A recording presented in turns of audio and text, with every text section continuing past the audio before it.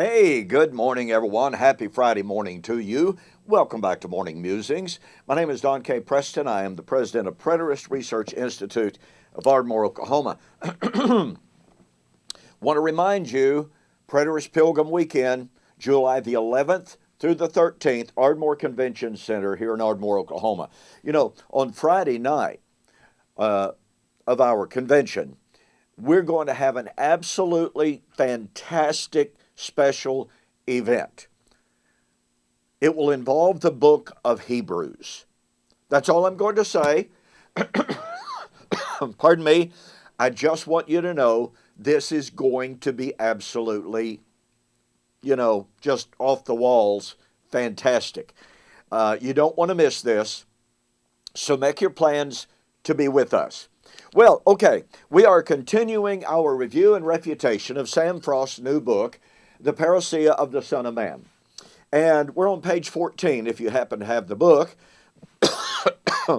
And I have to tell you, ladies and gentlemen, when I read the couple of pages here that were focused on at the time, and it begins with, let me see here, it begins with page 12, when he introduces us to John the Baptist as Elijah. As I read Mr. Frost's admissions concerning John the Baptizer as Elijah, and here's what he said: the eschatological coming of Elijah then is John the Baptist, unquote. Page 14. Folks, that is a stunning and fatal admission. What do I mean, a fatal admission? What I mean by that is you cannot admit that John the Baptizer was Elijah and hold to a yet future coming of the Lord. Why?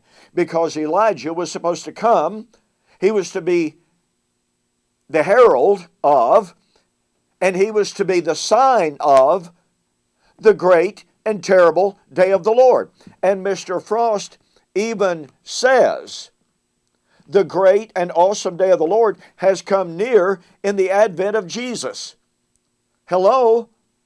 This is the man that constantly tells us time statements don't mean a thing. And yet he says, with the coming of Elijah, the great and the terrible day of the Lord has drawn near. What does he mean by has drawn near? Well, evidently, for Mr. Frost, it means 2,000 years away. Obviously, a violation of language and linguistics.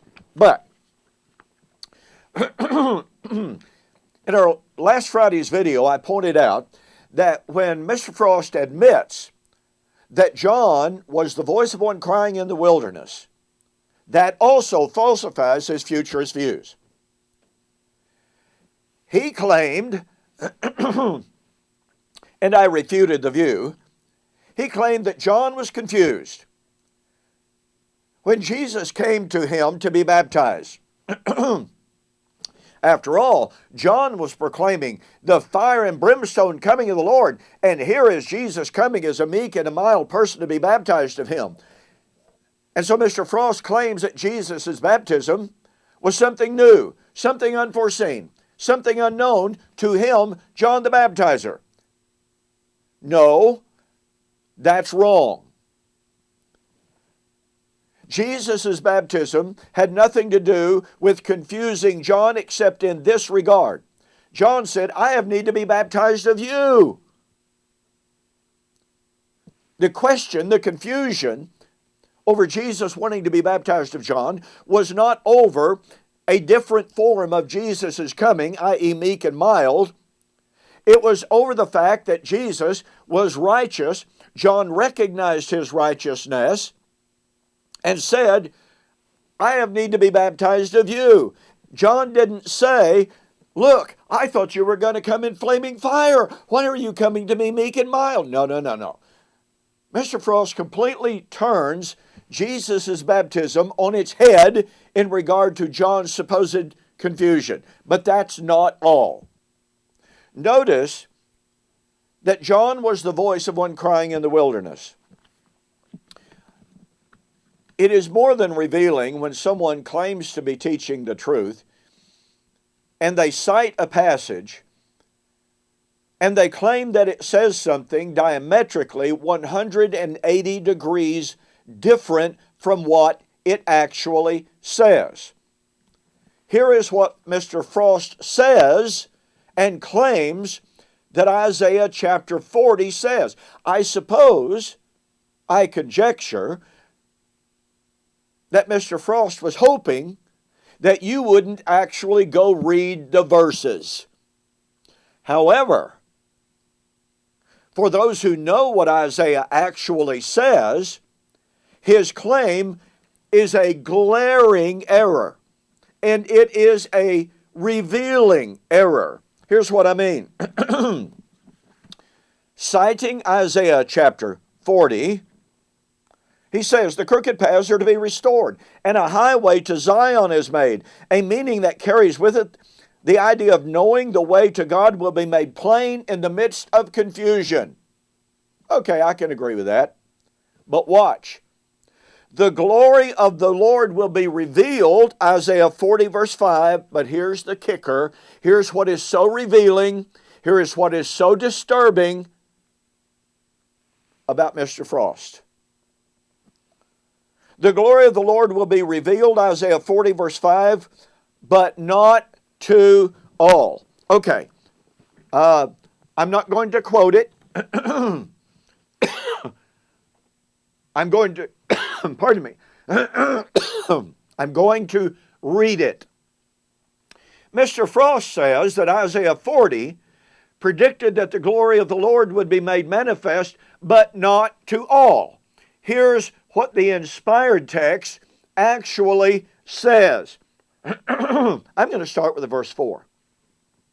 Every valley shall be exalted, every mountain and hill brought low. The crooked places shall be made straight, the rough places smooth. Now watch, catch the power of this. The glory of the Lord shall be revealed, but not, I'm sorry, but not to all, Sam Frost version. Oh wait, that's not what the inspired version says. The glory of the Lord shall be revealed, and all flesh shall see it together, for the mouth of the Lord has spoken it. Now look, folks, we got a choice here. It's real simple.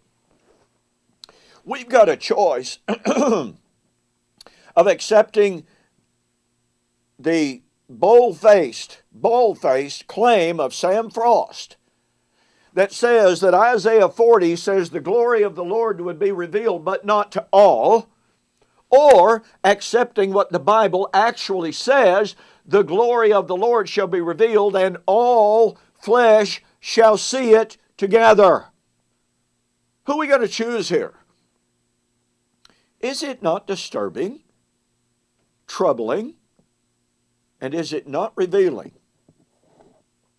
When a man sets out to establish a theology, and he is willing to cite a passage as if it were being quoted, and he claims that it says the exact opposite. Folks, do you catch the power of that? The exact opposite of what the text says. Now, no, he doesn't put, let me make this clear. He doesn't put, but not to all, in quotes. Doesn't matter. He is claiming, that is undeniable, he is claiming, quote, the, quote, glory of the Lord, unquote, will be, quote, revealed, unquote, Isaiah 40 verse 5, comma, but not to all, unquote. There is no question whatsoever for any objective reader of Mr. Frost's claims here that he is claiming that Isaiah predicted that the glory of the Lord would be revealed, but not to everyone. A blatant, overt perversion of Isaiah 40 and verse 5. That should give you direct insight, should raise about a gazillion red flags about anything else Mr. Frost has to say in his book, the Parousia of the Son of Man. But you know what? If possible, it gets worse in his other comments about John the Baptizer. When he comes to Malachi chapter 3, which predicted the coming of the messenger of the Lord, who would come and prepare for the coming of the great messenger of the Lord, who would come suddenly to his temple and be a swift witness in judgment. I don't have time to develop that in today's video, but Lord willing, next Friday, I will show to you how Mr. Frost not only completely and totally distorted Isaiah 40 and verse 5, but he completely and totally perverts Malachi chapter 3. Turns it into saying something which is diametrically opposed to what it actually, to what it actually says. Now, folks, I tell you, I wrote a book, Elijah Has Come, a Solution to Romans 11, 25 to 27. Number one, this is, to my knowledge, the very first and the only full preterist treatment of John the Baptizer. Number two, it's one of the fullest treatments of John the Baptizer in his eschatological role that honors the covenantal context of John the Baptizer as the voice, as the messenger, and as Elijah. Now, there have been some monographs on John the Baptizer, and by the way, I cite many of them in this work. I cite many scholarly works in this book, and I show how, number one, it is admitted that John was an eschatological figure. But in the scholarly world, it is generally said, well, yeah, John heralded the imminent coming of the Lord in judgment and the resurrection, etc., but we all know it didn't happen.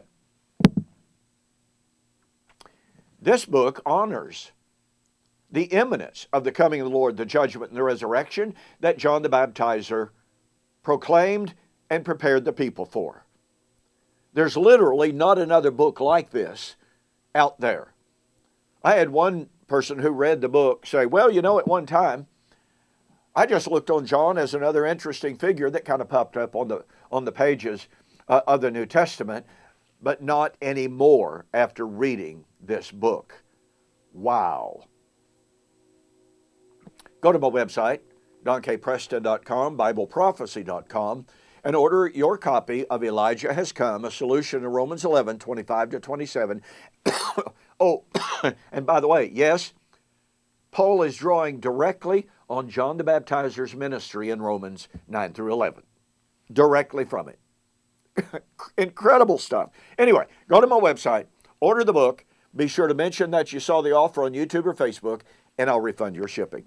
Well, thanks so much for joining me on this morning's Morning Musings. You have a fantastic weekend. Be safe. Lord willing, I'll see you on Monday.